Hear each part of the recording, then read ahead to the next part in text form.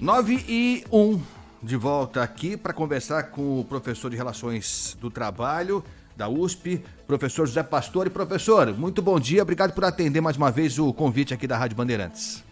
Bom dia, Agostinho. Bom dia, Eduardo. Bom dia, professor. Prazer tê-lo aqui mais uma vez. Professor, desculpa, Edu, você ia perguntar? Não, só faça as vezes da casa você, Agostinho. Tá bom. Professor, o ex-presidente Lula, que deve ser candidato à presidência novamente, levantou essa lebre aí, que não é nova, né? Essa discussão sobre a reforma trabalhista que está completando, se eu não estou enganado, 4 anos. Acho que são 4 anos já.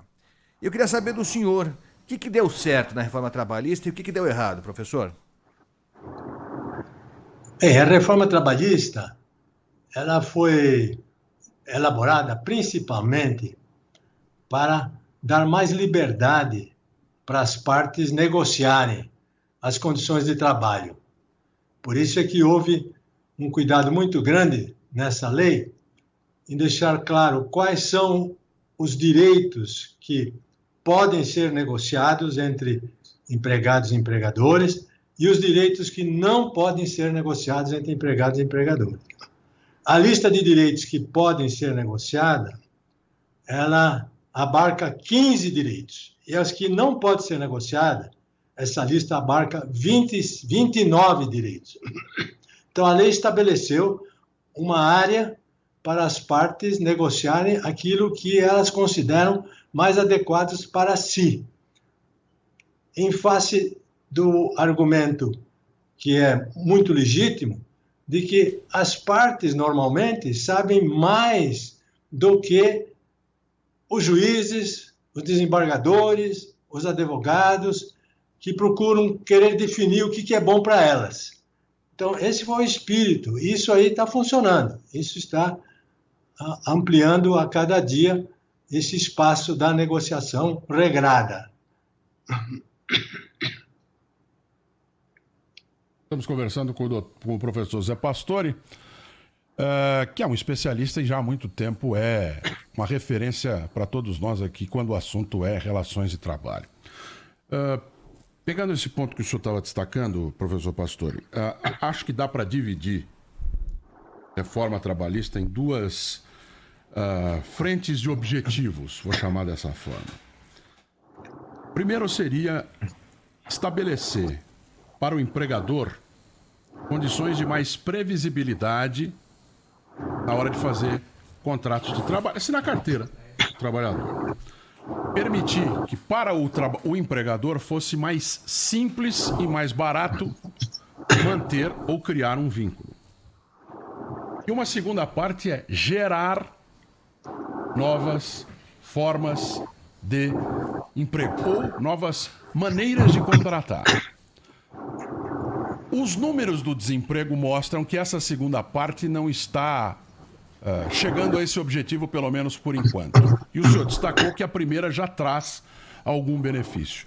O senhor vê que com o avanço do tempo vai acontecer dessa primeira parte funcionando, impulsionar a segunda, ou depende de muito mais coisas e elas são independentes para seguir os seus caminhos? Em outras palavras, uma vai empurrar a outra e criar mais emprego, ou para criar mais emprego é necessário muito mais coisa do que isso? É uma excelente pergunta que envolveria uma explicação relativamente complexa e longa, mas eu vou simplificar aqui. Nenhuma lei, Eduardo, tem força, sozinha ela, de gerar empregos. Se isso fosse possível, não existiria desemprego no mundo inteiro, porque o governante, primeira providência era mandar para o Congresso um projeto de lei dizendo: está extinto o desemprego. É impossível. Desemprego depende de investimento e crescimento econômico. Não há bala de prata. Investimento e crescimento econômico. Agora, nós passamos por um período aí em que o desempenho da economia brasileira foi muito ruim.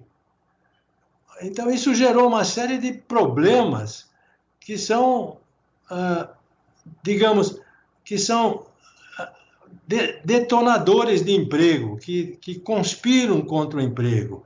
Nós tivemos aí, por exemplo, 2014, o crescimento do PIB de 0,5%. Agora, 2015 e 2016, redução do PIB de 3,5% e 3,3%. Depois, 17, 18, 19, um crescimento pífio na casa de 1% ao ano do PIB. E no 2020 veio essa pandemia que comprometeu o 2020 e o 2021. Então, isso fez com que as empresas não puderam crescer, não puderam expandir. A economia toda ficou paralisada nesse período aí, de uma maneira muito pobre. Então, esse é um problema estrutural profundo, que conspira contra a geração de emprego e de mais postos de trabalho. Agora, você perguntou uma coisa muito interessante, Eduardo, a relação entre uma lei trabalhista e o emprego. A relação, você adiantou a resposta dizendo o seguinte: se a economia é pujante e você tem uma lei simples, os empresários se animam a contratar. Se a economia é pujante, mas tem uma lei complicada, incerta, insegura, os empresários vão buscar robotização, tecnologia, vão evitar contratar, porque isso se torna muito arriscado no seu negócio. Essa é a relação. Além disso, não se pode pedir que uma lei gere emprego. Muito menos nós podemos pôr na conta da reforma trabalhista tudo o que aconteceu no Brasil nesses anos. PIB negativo, desastres ambientais, pandemia, tumultos na área política, incertezas na área fiscal. Esses são problemas macroeconômicos e macrosociais que interferem muito no clima de geração de emprego. Nós estamos conversando com o professor José Pastore, professor de Relações de Trabalho, professor da USP. Mas, professor, não lhe parece... primeiro, eu tenho impressão, viu, Edu, doutor Pastore e ouvintes, que se vendeu algo que não era possível entregar. Porque quando se falou da reforma trabalhista, um dos itens, talvez o primeiro de quem defende a reforma trabalhista, era dizer o seguinte: não, vai criar emprego. O doutor Pastore está dizendo que não existe bala de prata, né? Precisava dela e mais uma sequência de aspectos que não foram alcançados nesses últimos anos. Então, talvez o que venderam para a gente não foi muito a verdade. Agora, não lhe parece, professor, que a relação empregador-empregado ficou muito frágil para o lado do empregado? Essa negociação direta em alguns casos. O senhor falou bem, quer dizer, as partes envolvidas, o empregador e o empregado, sabem muito mais da realidade da sua situação do que um juiz, né? Mas não ficou vulnerável demais a relação, o empregado sentar na mesa, do outro lado da mesa, na frente do empregador, professor? Agostinho, veja, quando você tem uma economia crescendo e você tem uma demanda grande por trabalho, quando o trabalhador e o sindicalista sentam na mesa, ele tem força para barganhar. A economia está crescendo e as empresas precisam de trabalhadores. Quando a economia não cresce, ou cresce muito pouco, e o sindicalista senta na mesa, ele tem uma posição mais frágil, porque a empresa não está admitindo, ela está demitindo.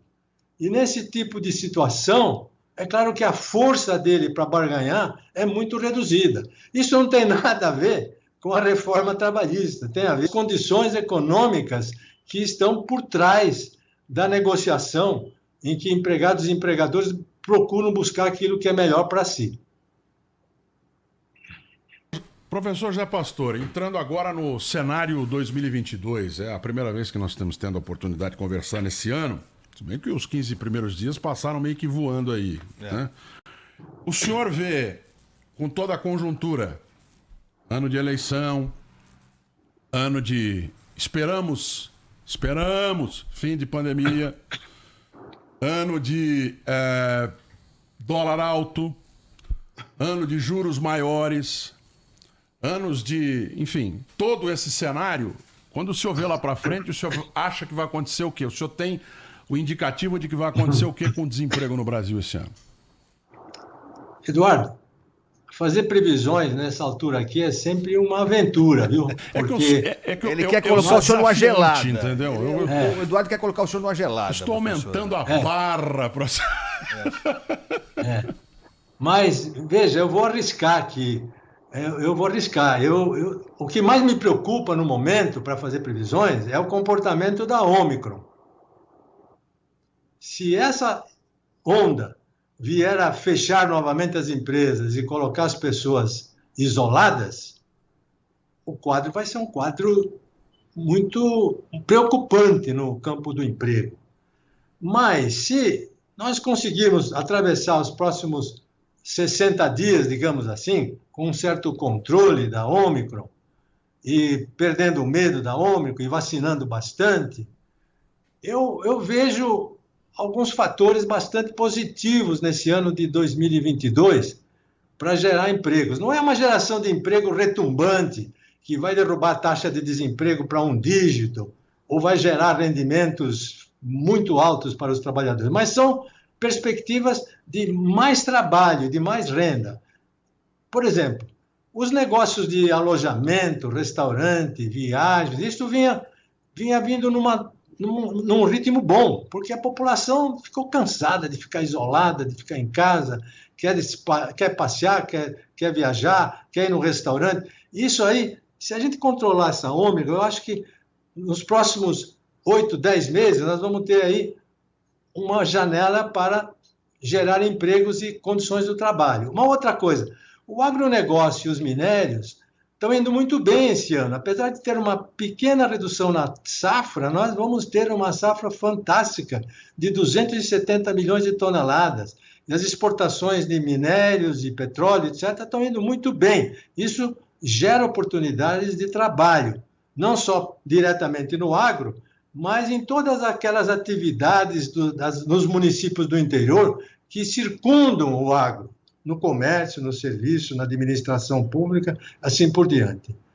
No setor de infraestrutura, Eduardo, essas concessões que o Brasil fez agora no 2021, todas elas no contrato exigem que a concessionária faça modernização.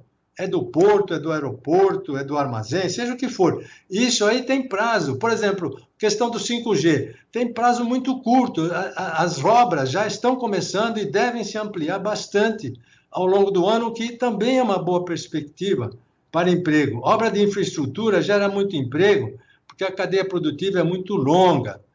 Agora, no âmbito do desenvolvimento regional, o governo federal também está acelerando muito a reativação de obras paradas na parte de casas populares, saneamento, pavimentação. Tudo isso aqui eu vejo como uma perspectiva boa. Os governos dos estados e dos municípios, de um modo geral, há exceções, estão com os cofres cheios, abarrotados, e vão também acelerar obras e serviços por causa do ano eleitoral.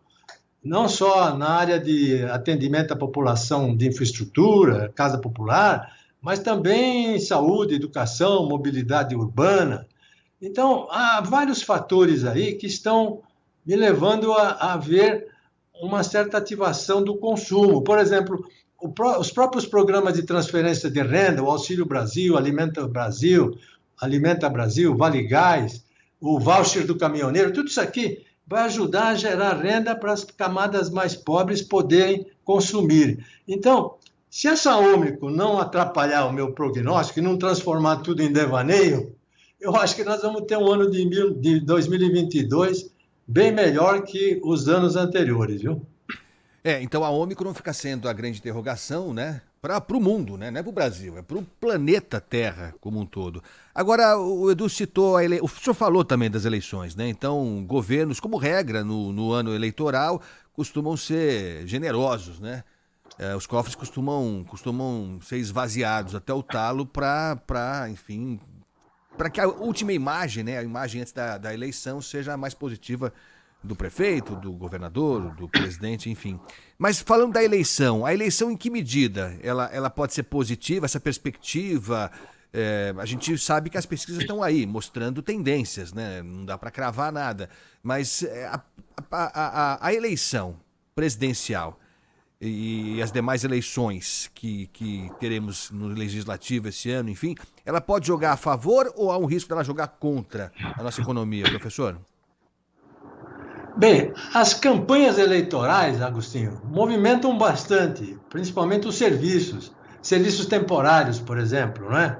E as campanhas eleitorais levam, isso que você acabou de falar, levam os políticos a investirem mais, a dirigir recursos para a população. Tudo isso aqui é favorável a emprego. Agora, o resultado da eleição, aí é uma outra conversa. Aí não se sabe bem o que vai acontecer. Nós estamos num tempo aqui em que os candidatos estão formulando as suas plataformas, as suas propostas de governo, né?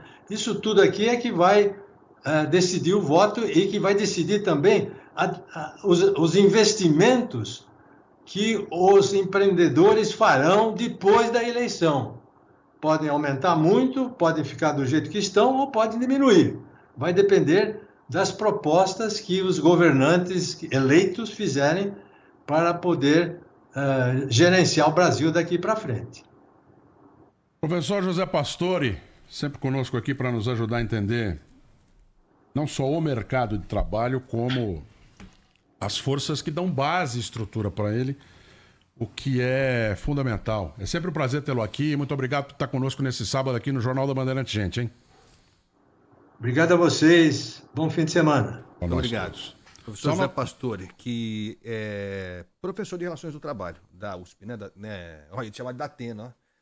É a força do hábito. Aí